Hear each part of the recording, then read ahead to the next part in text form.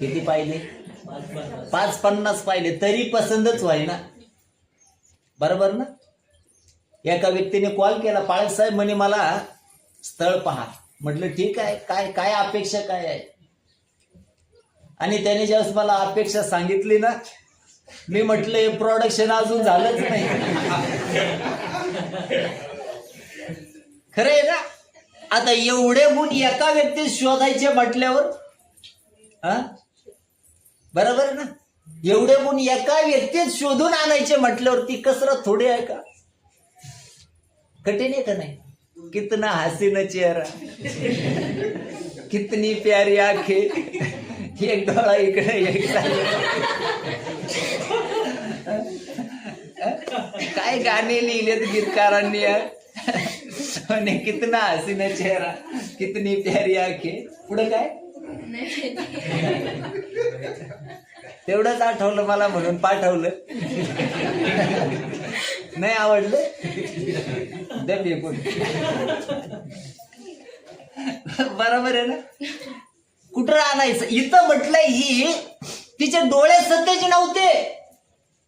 डोळे कसे नव्हते? सतेज नव्हते.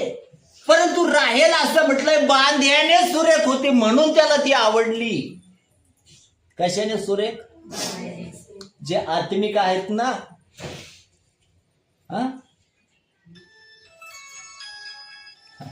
ते रूप पाहत नाही, ते गुण पाहतात. जे आत्मिक आहेत ना ते काय पाहत नाही? रूप पाहत नाही, ते काय पाहतात? गुण पाहतात. परंतु ज्यांच्या आत्मिकतेच्या व्याख्या वेगळ्या आहेत ना, ते स्वरूप पाहतील, त्यांना गुणाशी काही घेणं देणं. एक मन आहे, देखना देवा कुठं ठेवायचा? वरून त्याच्यावर पालथ. काय फायदा आहे? बरोबर आहे ना? काही काही जण त्या ठिकाणी इतके स्थळ पाहतात ना, इकडून तिकडं, तिकडून इकडं, इकडून तिकडं, तिकडून इकडं. भ्रमंती चालू राहते वर्षानुवर्ष. कशात ना कशात खोट काढतील, कशात ना कशात काय करतील? खोट काढतील. परंतु देवाचं वचन सांगतं ना, जे शुद्ध अंतःकरणाचे आहेत ना, त्यांना देव उत्तम ते दिल्या वाचून राहत नाही. जे शुद्ध अंतःकरणाचे आहेत त्यांना देव काय दिल्या वाचून राहत नाही? उत्तम ते दिल्या वाचून राहत नाही. आणि म्हणून आमचं पाहणं नेहमी आत्मिक असायला पाहिजे. कसं असायला पाहिजे?